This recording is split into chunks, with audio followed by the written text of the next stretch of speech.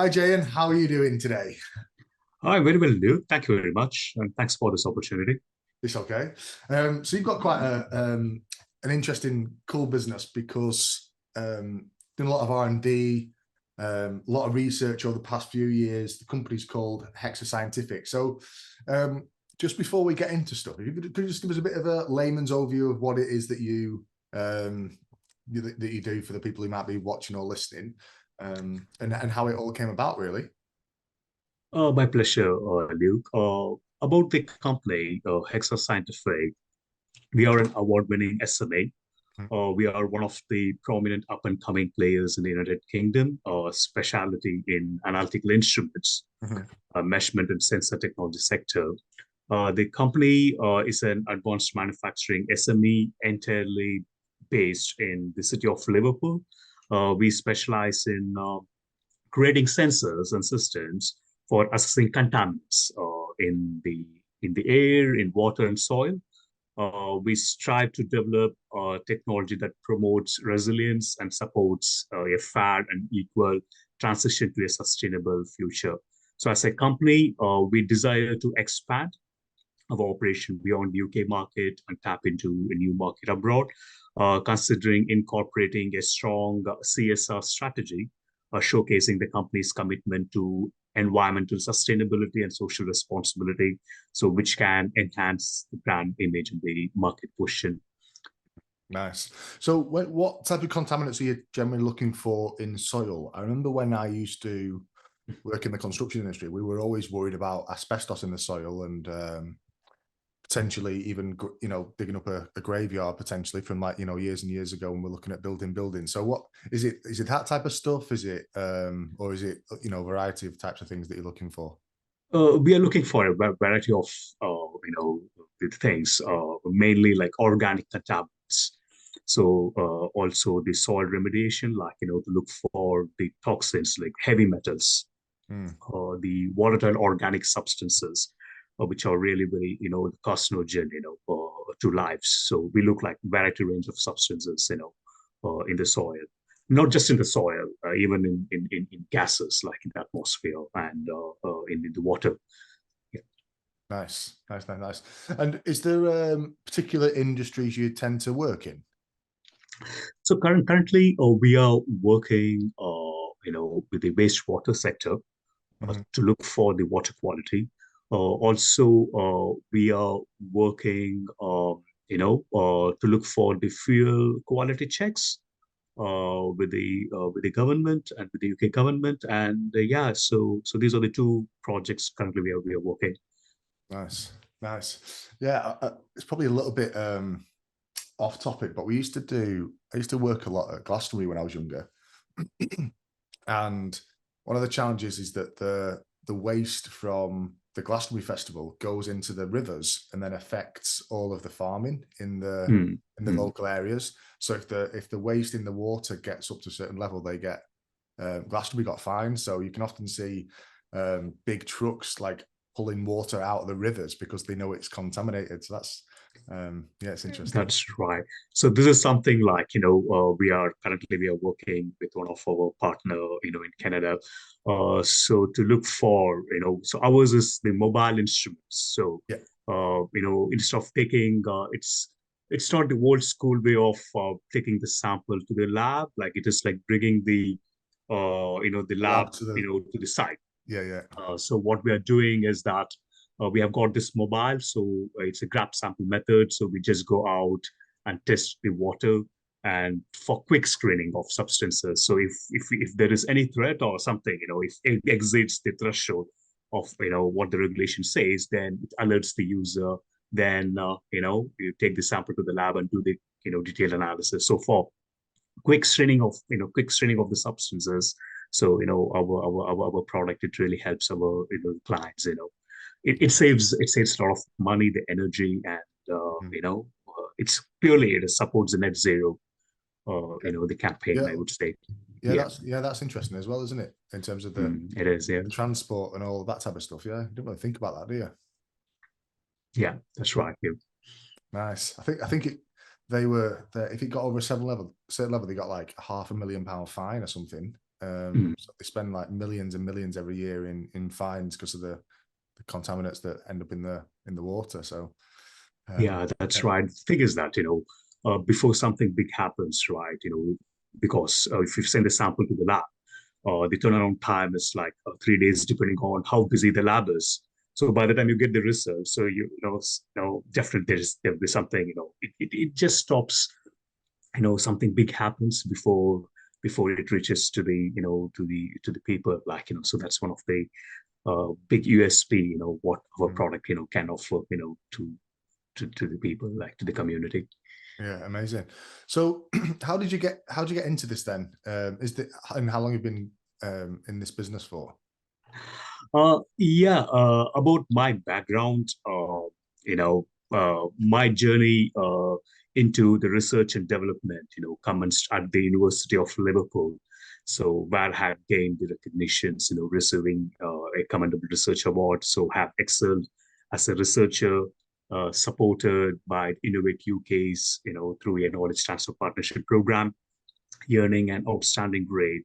So also I served as a scientist and product innovation technology specialist with 3 granted patents and over 20 scientific publications. So driven by my passion in air, water, and soil quality, the medical science, the environmental threats, and homeland security, by my innovative spirit, shines through in founding Hexsor Scientific and its success. So now leading as CEO, I continue to propel the company to new heights, ensuring it remains a beacon of scientific innovation.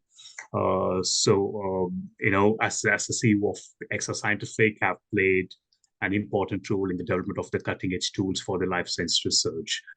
Since I have a very strong link with Liverpool and with the Liverpool University, so I wanted to keep the state of the art technology in Liverpool and wanted to, expand it globally. So yeah, Nice. that's pretty much about, like, how what we founded this company. Yeah. What's your favorite thing about being based in Liverpool? Oh yeah, it's a vibrant city, I would say, because so I did my master's, doctorate, and postdoctorate in Liverpool, and I've spent nearly for 15 years now. So made a lot of good friends, and it's my second home, and it's just a vibrant city, to be honest. Like, Yeah, yeah, good, isn't it? it is, yeah. A lot of people, it's fascinating because I think most cities in the country these days, people tend to leave. Like if you live in Manchester, go to London, London, go up north. Like, people tend to want to get out of their city, but I think Liverpool's one of the only cities where people want to stay in Liverpool. That Yeah. is right. Thing is, I moved to Northern Ireland, and being in a place like Liverpool, like moving to Northern Ireland, for to me, it was kind of a very big change. I always say wanted to come back. So yeah, so after like 8 years gap, like, I'm back again in Liverpool. Yeah, So you enjoying have a life. lot of people wanting to live there, and then you also have a lot of people not wanting to leave. Yeah. So I think that's why it's maintained its culture really well as well in terms of like. It is, to be honest, like, so I left Liverpool in 2011, and I came back in 2019. Yeah, it's before COVID.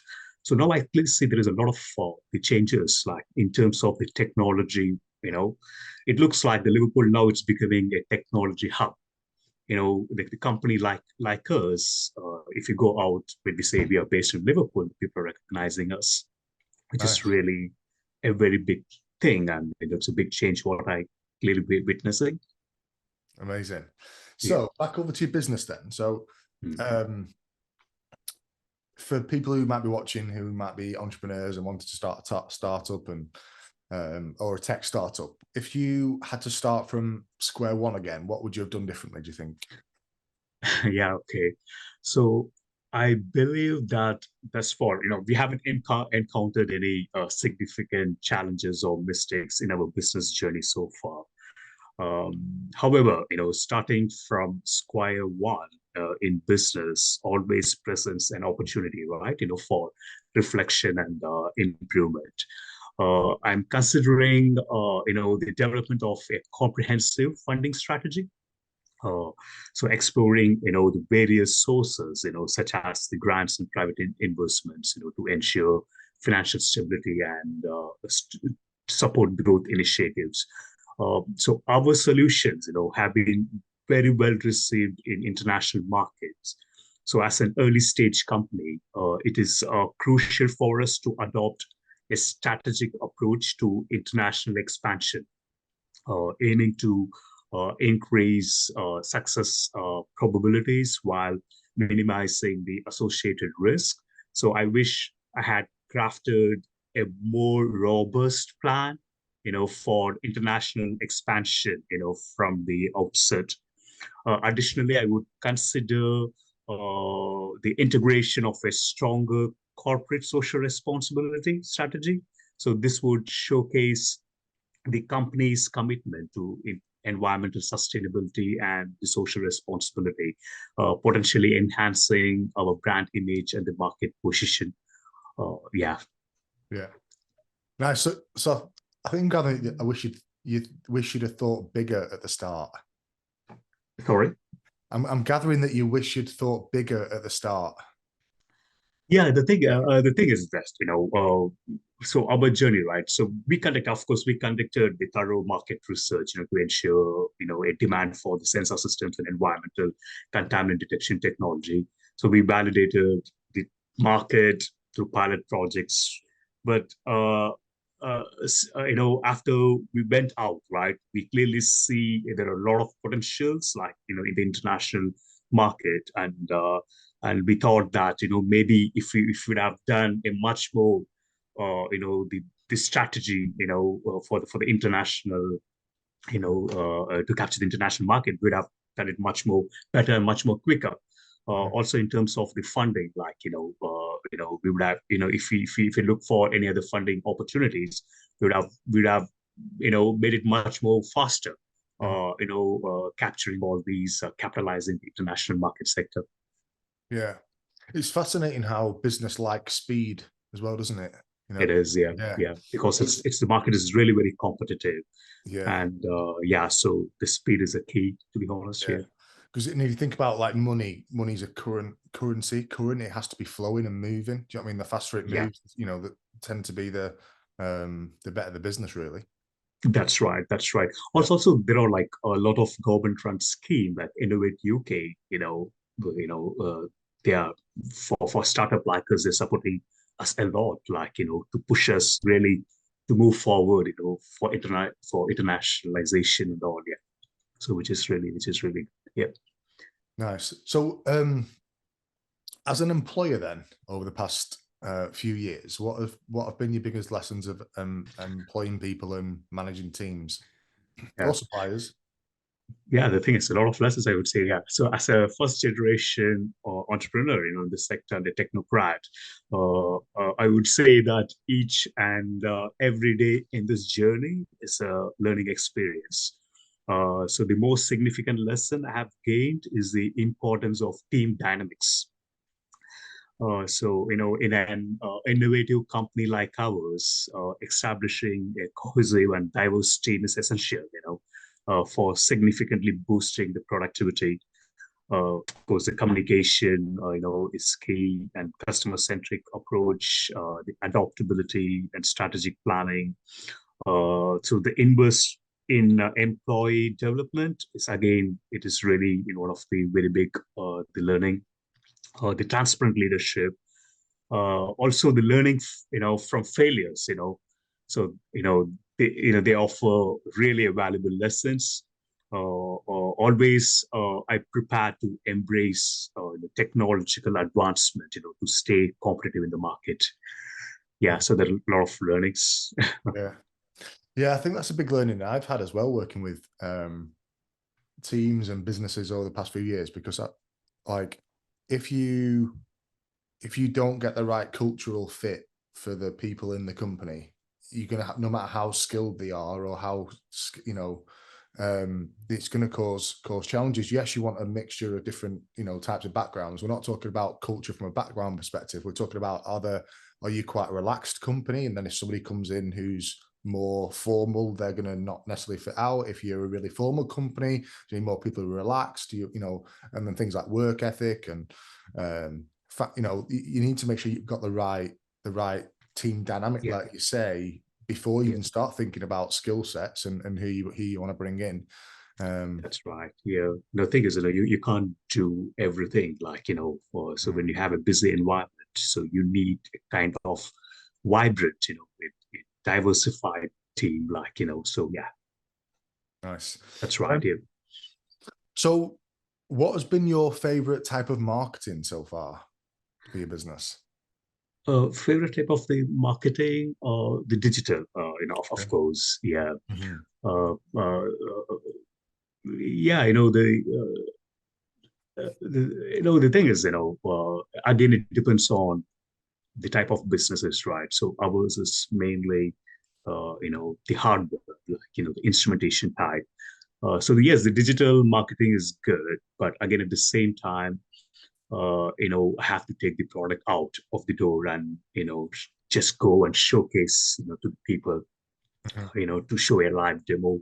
So it's both, like I would say, the digital marketing, or as well as, talking to the customers like in Mhm. person, Mhm. attending the trade shows, and yeah, so it's something like, it's kind of a very balancing Yeah. thing, I would say. Yeah. Yeah. Interesting. Yeah. I think there's some products that are really great for social media and digital marketing, and some you just need to like Yeah. Yeah. get over it, Physically. not say, Yeah. yeah, and actually see it, how it works, and see how easy it is. And that's why sometimes you need to sell like, send like sample boxes or things like that in terms of Mm. businesses. So yeah, that's interesting. Okay, so how have you managed the personal demands of running a business and balancing personal life um and business life as well? Like how has that been? Oh yeah. Yeah. My mentor, often, emphasizes that there is no clear distinction between the work and life. So it's all part of the same existence. So when you are passionately working towards what matters to you, the concept of needing a break becomes obsolete. I strongly believe in that. So certainly, balancing the personal life, so alongside the demands of, running a business, can pose challenges. So it's crucial to establish clear boundaries between work and personal life. So whether it is work related or personal, cherishing every moment is essential, I would say. So it requires a conscious effort, entirely within our control and perspective. It all depends on how we are seeing things. Like, not everyone is inclined towards the entrepreneurial journey. So if we have chosen this path, right, so there is a reason. So it's crucial to find the enjoyment in what you're doing. So from my entrepreneurial journey, so one valuable lesson I have learned is the power of saying no. So when a situation, surpasses my limitations, so yeah, so that's my take on for Very great. work-life balance, yeah. I love that. I wish you could repeat that as well about the when you said about there's no life, if you love what it is that you do or you've got passionate, there's no, you don't need a break. That quote was, if you can say that quote again, I'd absolutely love to hear it again. What was Yeah. it? Sorry. What was that quote that you just said about if you enjoy what you do or you've got passion, then you don't need a break, or there's no like, Right. what's, Okay. yeah. So I was saying that there is no such thing, called the work life, Mhm. so there is Nice. no clear distinction, between the work and life. So it's all life, Yeah. what I say.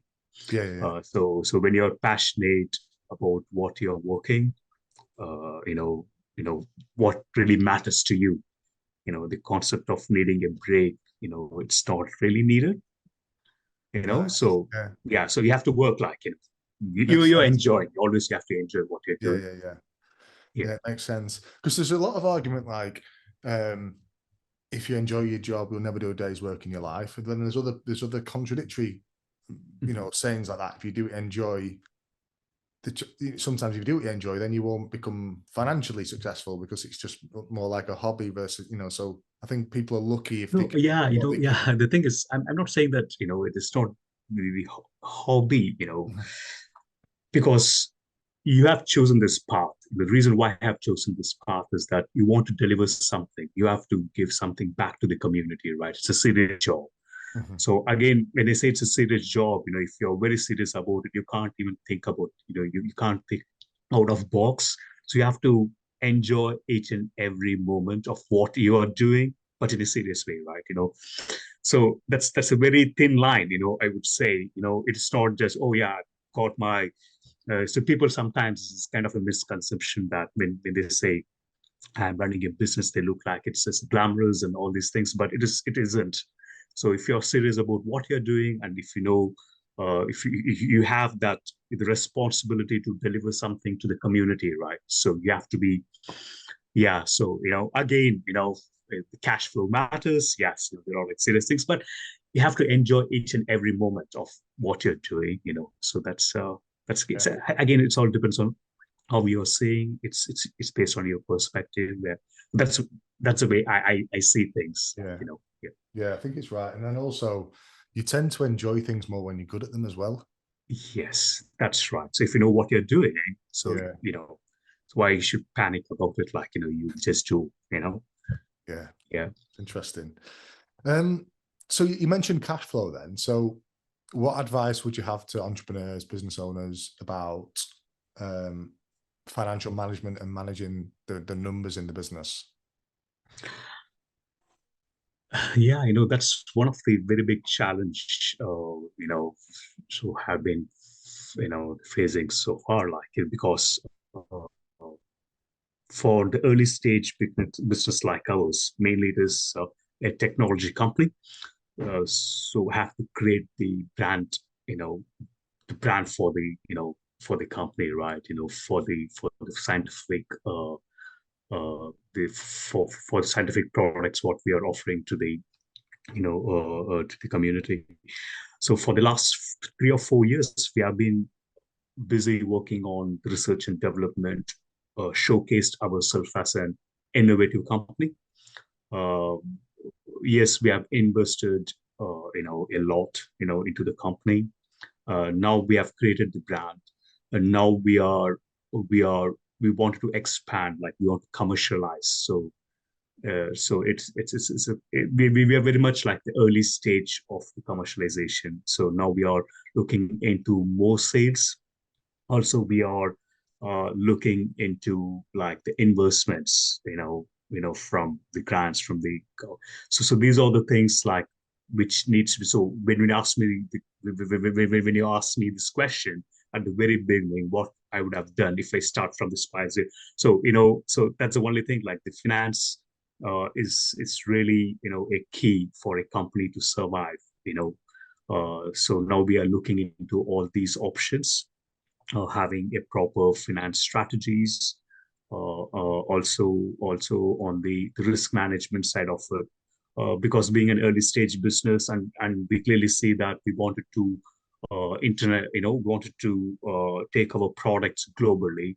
Again, at the same time, we don't want to risk ourselves, so we are seeking help from the government, the Innovate UK. We have signed up for the Global Innovation Program. So through the Global Innovation Program, we could able to meet people, we could able to create that branch. It's kind of a valuable lesson. So the risk management strategy and planning, the financial planning is really two very important things, like for early stage startup like ours here. Nice. So in terms of vision for the future, then where do you see the business in 5 years' time? In 5 years' time, I would say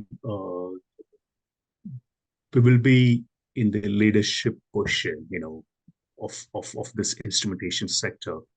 We clearly, the Hexsor Scientific, the way, the reason why we founded this is to bridge the gap of certain challenges what the communities are facing. So to bridge those gaps, we founded this company, and we clearly see that we are very competitive, compared to the other people. So in 5 years' time, the Hexsor would be, will be very competitive, like, having a leadership position in the instrumentation sector. Nice. And any final words of advice for other business owners or startups or tech CEOs? Well, the final word is, the thing is, so we are, developing. We are still we are developing. We are learning every day. Is learning new things. So what all I would say is that the patience is a key.